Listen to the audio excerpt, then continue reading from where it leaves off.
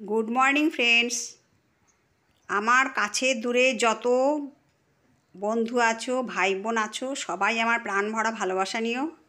আজ বহুদিন বাদে আমি আবার আমার জানলা বাগানে চলে এসেছি। এতদিন তো শীতের জন্যে জানলা খুলতেই পারতাম না, প্রায় তোমাদেরকে এই জানলা বাগানটা দেখাতাম। অনেক ধরনের গাছ আছে আমার এই জানলা বাগানে। বেলি ফুলের গাছ, লিলি ফুল, নয়নতারা, আরও অনেক রকম ফুল গাছ আছে। দেখো, ভীষণ ভালো লাগছে আজকে এই জানলার বাগানে এসে। কিছুক্ষণ দাঁড়িয়ে থাকলাম, তারপরে আমি চলে আসলাম আমার রান্নাঘরে। আমি যথারীতি চা করা শুরু করে দিয়েছি। চা ফুটে উঠেছে, ঢাকনা দিয়ে রাখলাম। আমার চাটা যখন বেশ লিকার বেরিয়ে যায়, আমি তো সবসময় লিকার চাই খাই, সেই জন্য 10 মিনিট ভিজিয়ে রাখার পরে চাটা ছেঁকে নিই। আমাদের দুজনের জন্য 2 কাপ চা ছেঁকে নিলাম। আমার জন্য বিস্কুট নেবো, আর তোমাদের দাদাভাইয়ের জন্য মুড়ি নিয়ে নেবো। তারপরে ইন্ডাকশানে ভাত চাপিয়ে দিয়েছি। দেখো, ভাতটা ফুটে উঠেছে। এবার আমি ঢাকনা দিয়ে রাখছি। 10 মিনিট বাদে এটাকে উবুড় দিয়ে দেবো। তারপরে কয়েকটা আলু নিয়ে নিয়েছি। আজকে ভাবছি একটু আলু পোস্ত করবো, কেননা একঘেয়েমি রান্না খেতে খেতে মানে তার শরীরটা তো ভালো নেই। একঘেয়েমি রান্না খেতে খেতে আর ভালো লাগছে না, তাই ভাবলাম একটুখানি আলু পোস্ত করে নিই।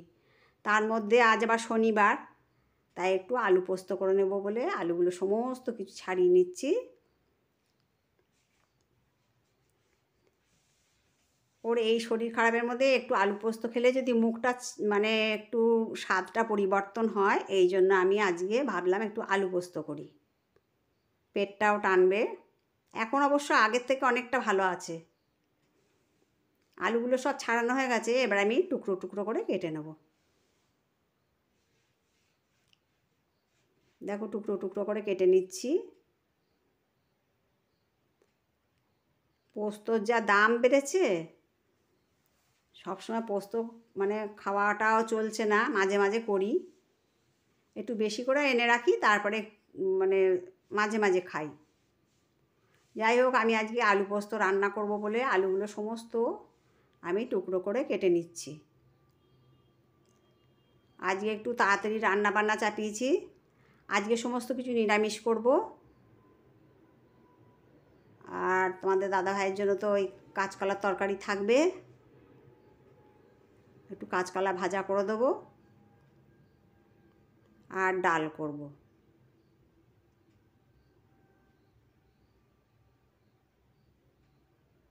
ভাতটা এদিকে আমার রেডি হয়ে গেছে। এবার আমি উবুড় দিয়ে দেবো। সিটিটা খুলে নিলাম, এবার গার্ডারটা খুলে নিয়ে এবার উবুড় দিয়ে দেবো। এভাবে ভাতটা করলে ভালোই ভাতটা হয়।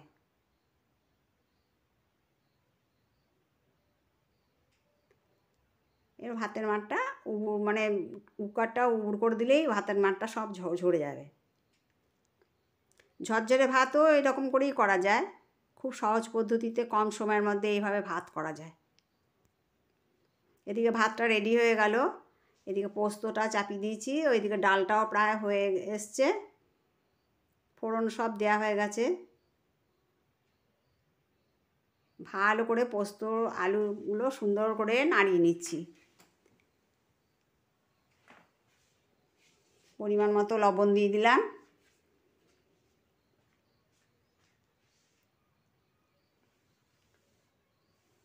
রান্নাবান্নার বেশ মন নেই আজকে, কেননা প্রথমত নিরামিষ, তার মধ্যে কী রান্না করব কিছুই খুঁজে পাচ্ছি না। কদিন ধরে একই রকম রান্না করতে করতে আমারও বিরক্ত লেগে যাচ্ছে। রান্নাবান্নার মধ্যে যদি ভ্যারাইটি না থাকে, তাহলে আমার বেশ ভালো লাগে না।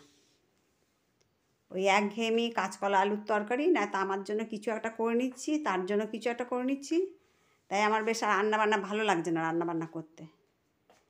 যাই হোক, আলু পোস্ততে আলুটাকে ভালো করে সেদ্ধ হয়ে গেছে। এবার পোস্তটাকে বেটে রেখেছি, ওটাকে দিয়ে দিলাম।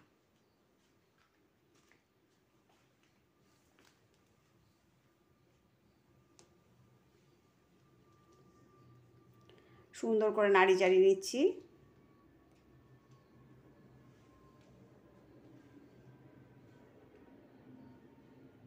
খুব বেশি ড্রাই করব না।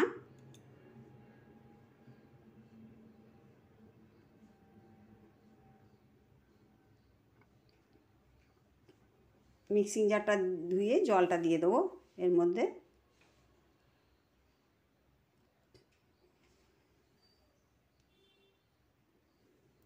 অল্প একটু জল দিয়ে দিয়েছি। এবারে একটুখানি ঢাকনা দিয়ে রাখবো বেশ কিছুক্ষণ। আলুটা একটুখানি সেদ্ধ হয়ে যাওয়ার পরেই রান্নাটা আমার হয়ে যাবে। দেখো পোস্তটা ঠিক এই পর্যায়ে আমি নামাবো। খুব বেশি ড্রাইও না, আবার খুব বেশি ঝোলঝোলও ভাব না, একটু গামাখা ভাব। এইভাবে পোস্তটা আমি রান্না করে নিলাম।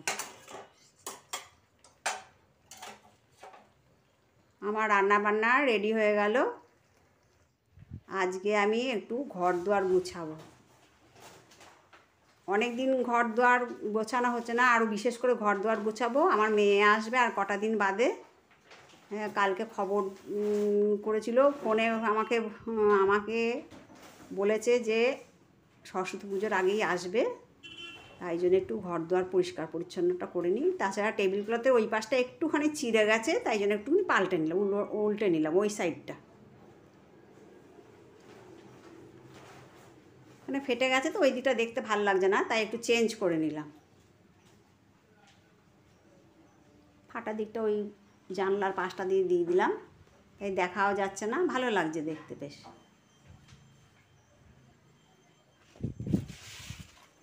বেশ কটা দিন ধরে ভাবছি যে মানে একটু চেঞ্জ করি, হচ্ছিল না। এই ফাঁকে চেঞ্জ করে নিই। আমাদের তো এদিকে খুব মানে আনন্দ হচ্ছে, আসলে পরে তোমাদের সাথে আলাপ করিয়ে দেবো।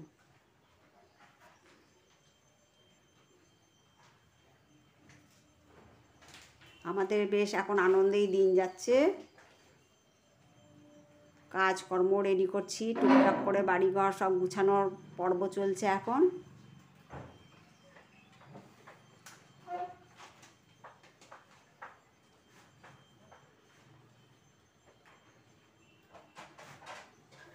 অনেক দিন থেকেই আসবে করছে, কিন্তু মানে সুবিধা হচ্ছিল না।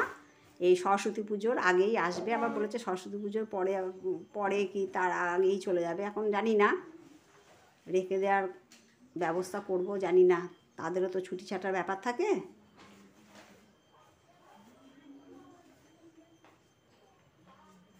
জামাই, নাতনি আর মেয়ে আসবে। আসলে পরে তো অবশ্যই তোমাদের সাথে আলাপ করিয়ে দেবো।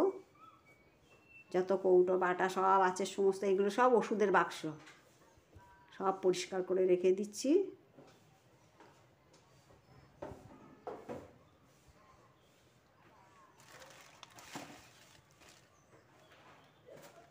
এই বক্সে তোমাদের ভালো মানে দাদা ভাই বা ভালো আঙ্কেল যাই বলো তোমরা, হ্যাঁ, তার ওষুধ থাকে এই বক্সগুলোর মধ্যে। এই ফাঁকে ফার্নিচারগুলোও পরিষ্কার করে নিচ্ছি।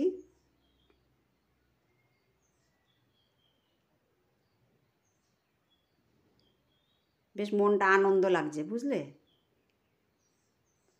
নানা রকম প্ল্যান প্রোগ্রাম চলছে আমাদের দুজনের মধ্যে।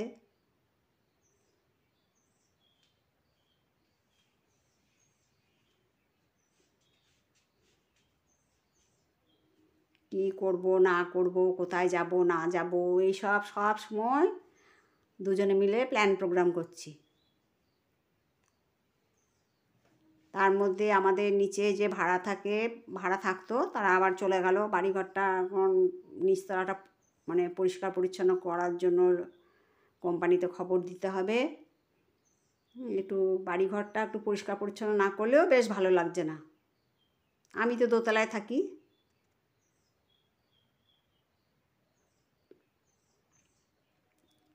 আচ্ছা, যাই হোক, আমার কাজের ফাঁকে ফাঁকে তোমাদেরকে প্রতিদিন যেই কথাটা বলি, তোমাদের যদি আমার এপিসোডটা ভালো লাগে তাহলে লাইক, শেয়ার, কমেন্ট আর সাবস্ক্রাইব করে দিও। আর বেল বাটনটা ক্লিক করে দেবে, সমস্ত নোটিফিকেশান তোমাদের কাছে আগে পৌঁছে যাবে। আমি শিপ্রা মজুমদার, ডেলি ব্লগের পক্ষ থেকে শিপ্রা মজুমদার বললাম। সমস্ত কিছু ফার্নিচার সব পরিষ্কার করা হয়ে গেল। এদিকে ঘর দুয়ার ঝাঁটফাট দিয়ে পরিষ্কার করে নিচ্ছি।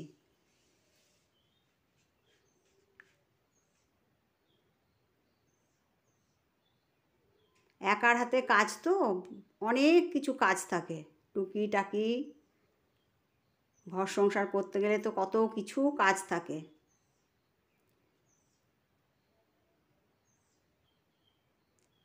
তবে তোমাদের দাদাভাই আমাকে যথেষ্ট হেল্প করে। ছোট ঘর, রান্নাঘর, বড় ঘর সব আমার ঝাঁটফাট দিয়ে পরিষ্কার করা হয়ে যাচ্ছে।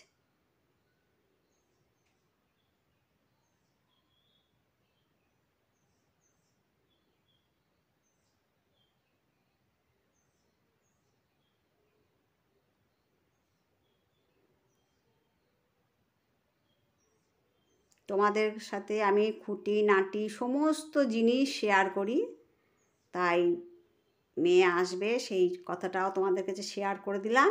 যখন আসবে তখন তোমাদেরকে অবশ্যই তার সাথে আলাপ করিয়ে দেবো।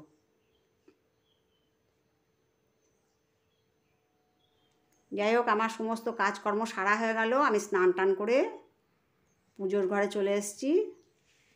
ঠাকুরকে ফুলমালা চন্দন দিয়ে সাজিয়ে ভোগ নিবেদন করে দিয়েছি। এটাও তোমাদের কাছে শেয়ার করে দিলাম।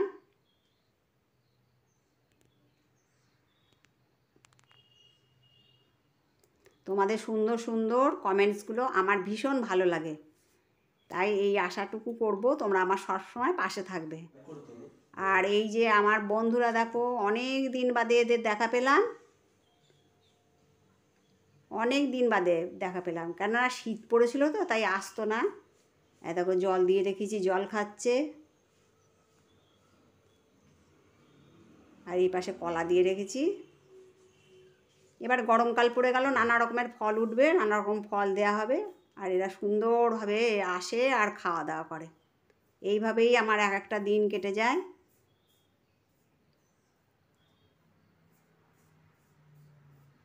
আমার এই পাখি গাছ এই নিয়েই আমার দিন বেশ কেটে যাচ্ছে। আর এখন আশায় আছি মেয়েটা কবে আসবে বাড়িতে। আর আমার এই অতিথিরা অনেক দিন বাদে আসলো, তাই আমার মনটা আজকে খুব ভালো লাগছে, খুব খুশি আমি। যাই হোক, আমার বন্ধুদেরকে আরেকবার আমার প্রাণ ভরা ভালোবাসা জানিয়ে দিলাম। ওই দেখো জলও খাচ্ছে, আবার ফলও খাচ্ছে, সব কিছু ব্যবস্থা করে রেখে দিই, ওরা আসে ওদের মতো খায়। অনেক রকমের পাখি আসে, পরে পরে আবার দেখাবো তোমাদেরকে। যাই হোক, ওই দেখো উড়ে চলে গেল। আজকে তাহলে এই পর্যন্ত রাখি। টাটা।